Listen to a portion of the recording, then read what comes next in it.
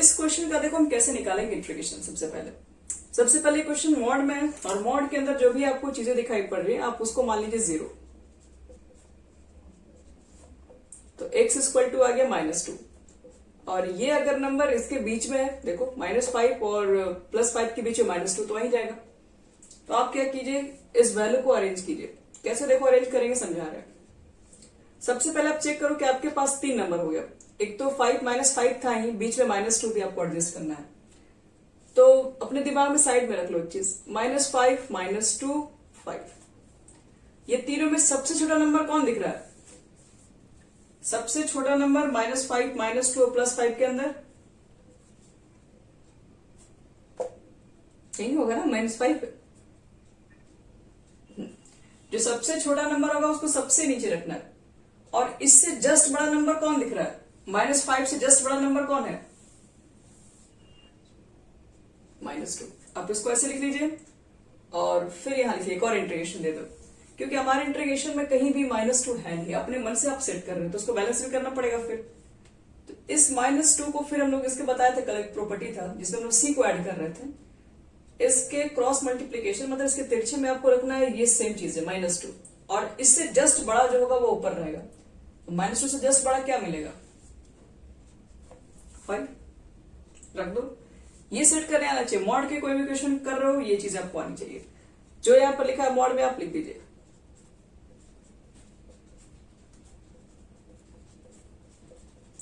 हम मालूम कर लेंगे कि मॉड की वैल्यू कहां से कहां तक वैल्यू पॉजिटिव है और कहां से कहां तक वैल्यू नेगेटिव है। ये चीजें हम चेक कर लेते हैं। कैसे? अब देखो इसके बाद अब इंटीग्रेशन तो हमें मॉड का सिखाया नहीं गया। हम सिंपल एक्स के इंटीग्रेशन जानते हैं, कांस्टेंट के जानते हैं, साइन कॉस, ये सब मॉड के साथ तो अभी तक हम नहीं जानते।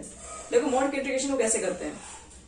-2 -5 के बीच में कोई नंबर बोलिए, कोई भी नंबर जो -5 -2 के बीच में आता हो। कितना लिख सकते हैं हम लोग? है -3 हो सकता है इसके बीच में, -2 -5 के बीच में -4 भी हो सकता है। तो एक चीज बताओ, -3 पुट करें या फिर -4 पुट करें, -3 + 2 पुट कर देंगे तो क्या हो जाएगा? ये तो मॉड आपके पास अंडर मॉड -1 हो जाएगा। मॉड के अंदर जो होगा, अब ये मॉड में हो गया -1। इसके बीच में आप कोई भी नंबर रख लीजिए और एक्स की जगह पर पुट कर दो तो मॉड हमेशा माइनस में चला जाएगा।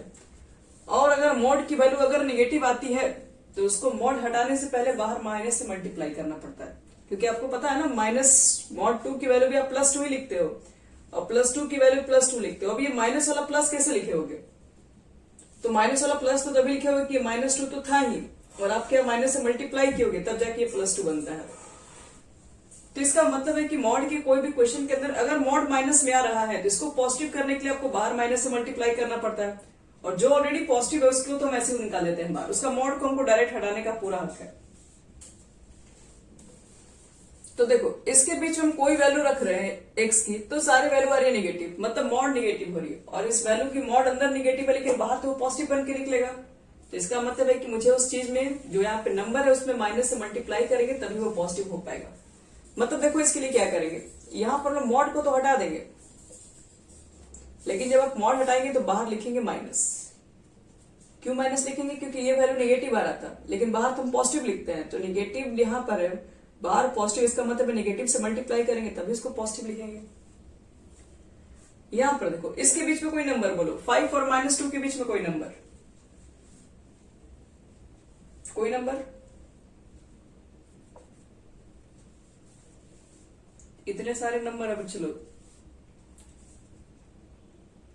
3 रख दो। 3 रखोगे तो क्या होगा? 5, 4 भी रख दो, 0 भी रख दो, 1 भी रख दो, सारे वैल्यू पुट करो, सारे वैल्यू पॉजिटिव ही निकल के आएंगे। इसका मतलब है कि इस मॉड के अंदर इसके बीच में कोई भी वैल्यू रहेगा इसकी वैल्यू हमेशा पॉजिटिव होगी। जब हमेशा पॉजिटिव है तो पॉजिटिव वाले को मॉड को तुम ऐसे निकालते हैं। आपको बताए थे mod2 की वैल्यू सिर्फ 2 ही होती है। जिस मॉड के अंदर वाली वैल्यू पॉजिटिव होगी इसके मॉड को आप ऐसे भी बाहर निकाल सकते हो बिना कुछ किए। निकाल दिए। अब क्या करो, इंटीग्रेशन करो। इंटीग्रेशन कैसे करेंगे? x + 2 का इंटीग्रेशन, तो x + 2 का होल स्क्वायर बटे में 2 लिख दे रहे हैं और लोअर लिमिट -5, अपर लिमिट -2। यहां पर भी x + 2 का इंटीग्रेशन करना तो x + 2 का होल स्क्वायर बटे में 2 लिख दो अपर लिमिट हो गया आपके पास 5, लोअर लिमिट हो गया -2। चलो अब इसके बाद क्या करेंगे हम लोग, इसके बाद फॉर्मूला पुट कर देंगे upper limit minus lower limit. देखो अपर लिमिट पुट करोगे x की जगह पर -2, तो -2 + 2 हो जाएगा 0, 0 का स्क्वायर 0 ही हो जाएगा, 0/2 0, यानी पूरा 0 हो गया। -2 पुट करने पर पूरा 0, -5 रखने पर कितना हो जाएगा, तो -5 + 2 -3, -3 का स्क्वायर +9, यानी कि 9/2 होगा। सेम काम बच्चे लोग तुम लोग यहाँ पे करो, x की जगह पर 5 रखो, 5 + 2 7, 7 का स्क्वायर करोगे तो 49/2 आ जाएगा, और -2 पुट करोगे तो ये तो 0 हो जाएगा। तो आंसर कितना हो गया फाइनल हमारा, ये दोनों को देखो माइनस माइनस प्लस, यानी कि 9/2 + 49/2 कितना हो गया, नीचे 2 एलसीएम ले लेंगे तो 9 + 49 कितना होता है 58, और 58 को 2 से डिवाइड कर दोगे अगर तो मुझे लगता है 29 आ जाएगा। तो इसका फाइनल आंसर आपके पास निकल के आ जाएगा 29।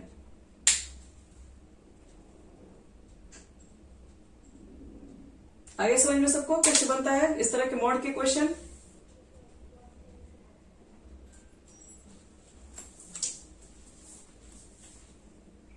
हाँ